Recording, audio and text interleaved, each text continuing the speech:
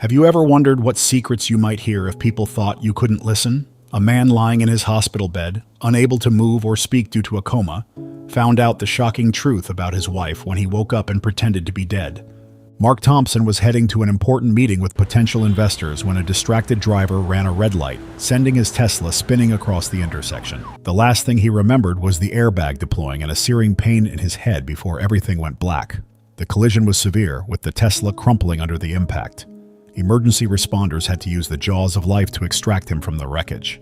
Upon arrival at the trauma center, Mark was immediately rushed into emergency surgery to relieve the pressure on his brain caused by intracranial bleeding. After the surgery, Dr. Elena Rodriguez, the lead neurologist, performed a series of tests to assess Mark's condition. She began with the Glasgow Coma Scale, evaluating his eye-opening, verbal response, and motor response. Mark scored 3 on the scale, indicating a deep coma.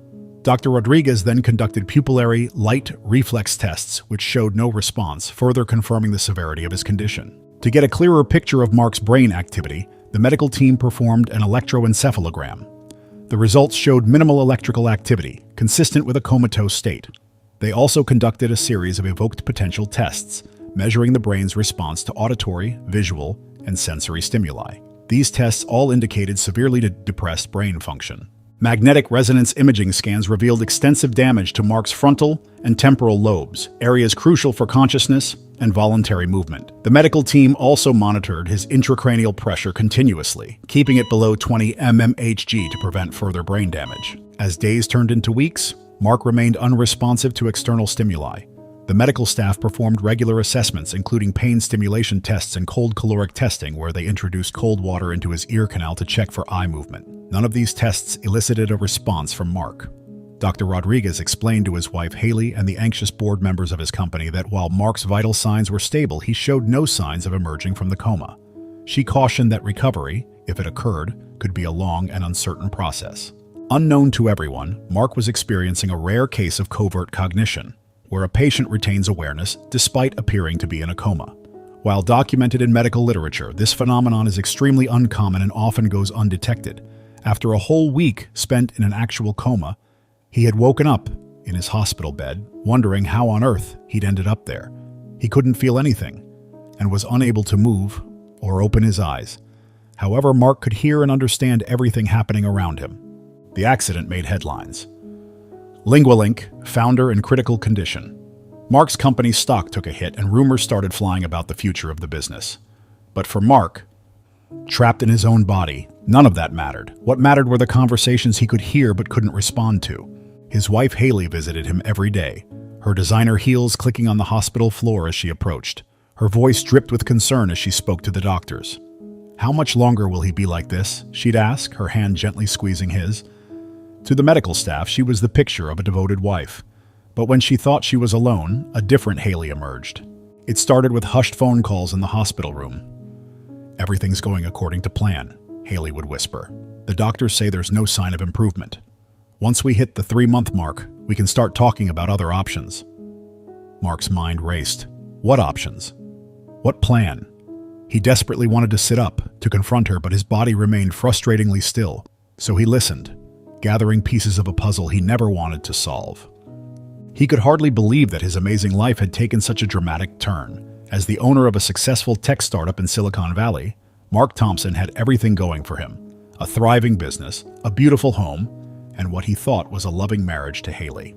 Their story had been the stuff of tech industry legend, the brilliant coder and the marketing whiz who fell in love in a coffee shop and built an empire together. Most people didn't know that Mark had started from rock bottom.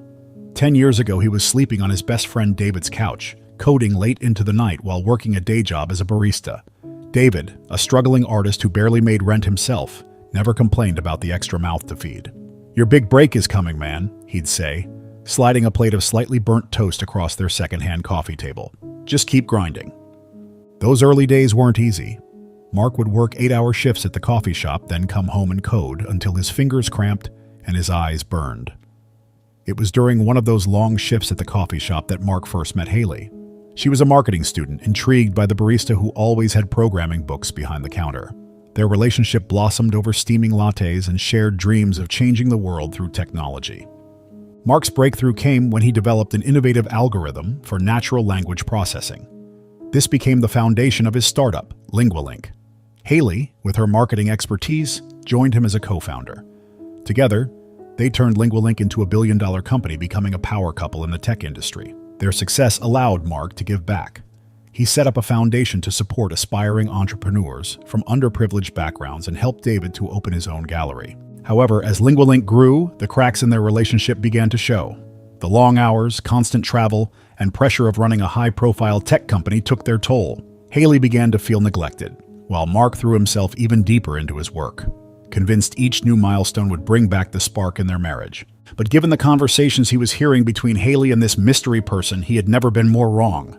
His wife's betrayal cut deep, and he was terrified that he was never going to regain mobility. What if she decided to pull the plug?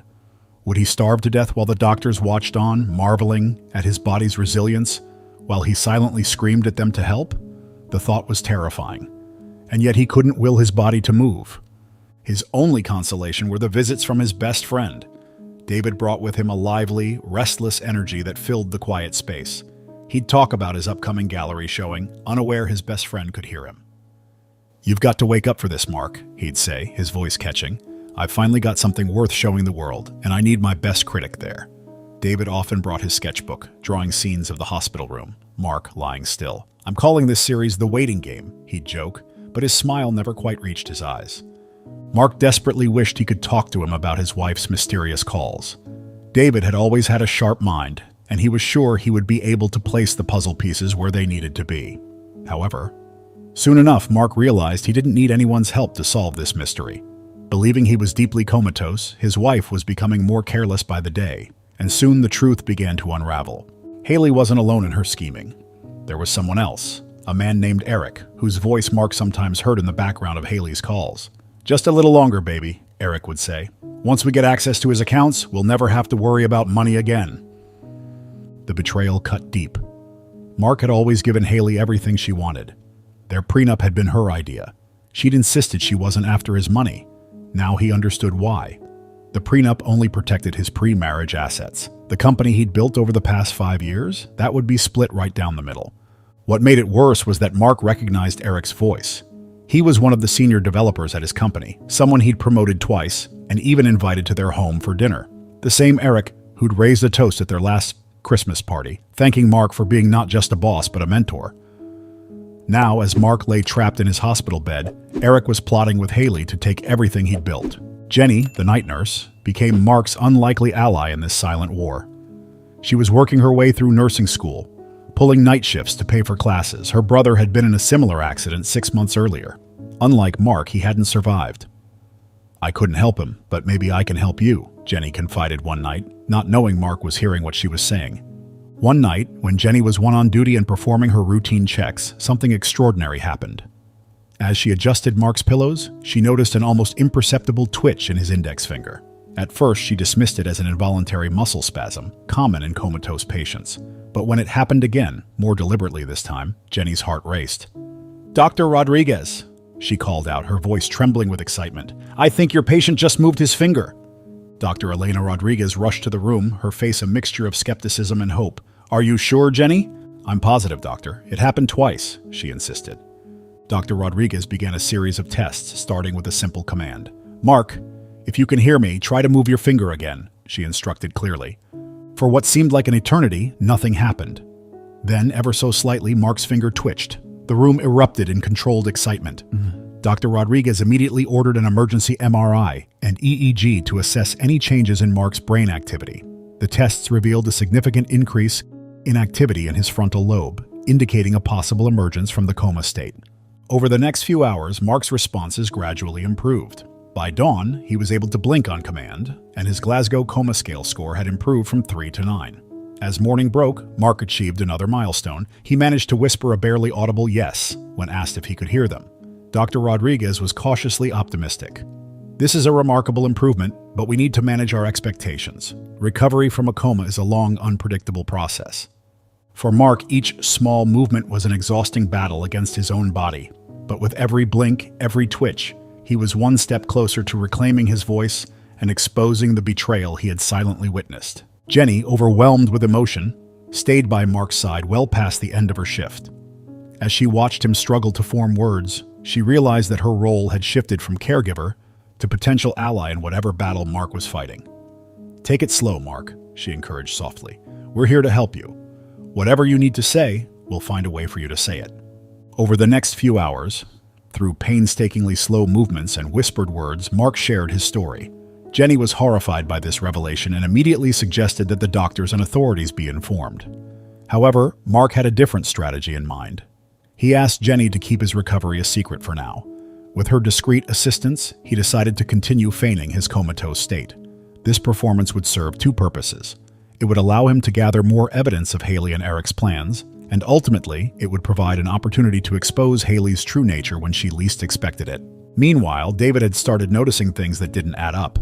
Haley's designer shopping bags were piling up, even though the company was supposedly struggling without Mark. Eric, who used to barely acknowledge David's existence, was suddenly very interested in his art. "You know," Eric said one day, examining a sketch, "art like this could really brighten up my new office." David might have been a struggling artist, but he wasn't stupid. He started keeping his own records and making notes. The next phase of Mark's plan began when Dr. Rodriguez, after talking to Nurse Jenny, gave Haley some serious news. "Ma'am, there's been a change," she said solemnly. "Your husband's condition has deteriorated. We need to discuss end-of-life care." Mark could almost imagine her celebrating. She acted the role of the heartbroken wife, pretending to agree to what Mark would have wanted. But her mask slipped when she thought she was alone with her husband's unconscious body. "Just a few more days, baby," she cooed, not to Mark but into her phone. "The doctor says it's just a matter of time now. Everything we've worked for is almost ours." What Haley didn't know was that her words were being carefully documented. Jenny, ever vigilant, had secretly placed her phone on the bedside table, its voice recorder app running silently. Each damning word Haley spoke was captured with crystal clarity. Meanwhile, David had been growing increasingly suspicious of Haley's behavior. Trusting his instincts, he had reached out to Linda, Mark's longtime corporate lawyer. Linda immediately sensed something was amiss. She started investigating Haley, gathering financial records and witness statements. When Jenny contacted her with news of the recordings, Linda knew they had the key piece of evidence they needed. The final act played out on a Sunday. Haley arrived at the hospital dressed in black, already playing the part of the grieving widow. She'd brought Eric with her this time. They were barely through the door when Dr. Rodriguez intercepted them. "Mrs. Thompson, wonderful news. Your husband, he's awake." The color drained from Haley's face. Eric, not realizing the danger, placed a hand on her back to steel her as she swayed. Dr. Rodriguez looked at him suspiciously. "Who are you?" she asked. "Oh, I'm sorry," Haley stammered. "This is my business associate." That's when Mark made his entrance, wheelchair-bound, but very much alert. "Business associate?" he said, his voice rough from disuse. "That's not what you called him last week when you were planning how to split my company." What followed was a symphony of chaos. Haley tried to backpedal, Eric attempted to flee, but hospital security was carefully positioned at every exit. Linda emerged from around the corner, bearing folders of evidence and divorce papers. "I've got to hand it to you, Haley," Mark said, his voice growing stronger. "You really had me fooled. All those years I thought I was living a love story. Turns out I was just a mark in your long con." The divorce proceedings were swift, and decidedly not in Haley's favor. Turns out, plotting to steal from your comatose husband while being recorded by hospital staff doesn't play well in court. The prenup she'd insisted on? That morality clause came back to haunt her. Haley and Eric left with nothing but each other, and matching ankle monitors, courtesy of the fraud charges they now faced. The aftermath brought unexpected changes. Linda, who'd spent countless hours at the hospital after the case, found herself drawn to David's quiet strength and artistic soul. They started dating, much to his amusement. Finally, he teased, someone who appreciates burnt toast. As for Mark, his recovery was faster than anyone expected. Maybe it was the motivation of starting fresh, or it was the daily visits from Jenny, whose kindness had been a light in his darkest moments. 6 months after his miraculous recovery, Mark sold his company for a sum that made even Silicon Valley insiders whistle. He used part of the money to start a foundation supporting medical students working night shifts, inspired by Jenny's dedication. Mark moved out of his mansion into a smaller place next door to David's studio. He started a new company, this time with a team he could trust. Jenny left her night shift to become the head of the foundation, though she still picked up occasional hospital shifts to keep it real, as she put it. At the celebration dinner for the foundation's launch, Jenny raised her glass. "To new beginnings," she said with a smile. Mark clinked his glass against hers. "And to staying awake for them," he added with a wink. David, his arm around Linda, raised his glass as well. "To true friends," he said, "who stick with you through the nightmares and help you find the dream." The story of the comatose husband who caught his wife's betrayal made headlines across the country. But for Mark, the real story wasn't about the deception he uncovered. It was about the strength he found in himself and the genuine connections he made along the way. As he often says now, sometimes you have to play dead to find out who's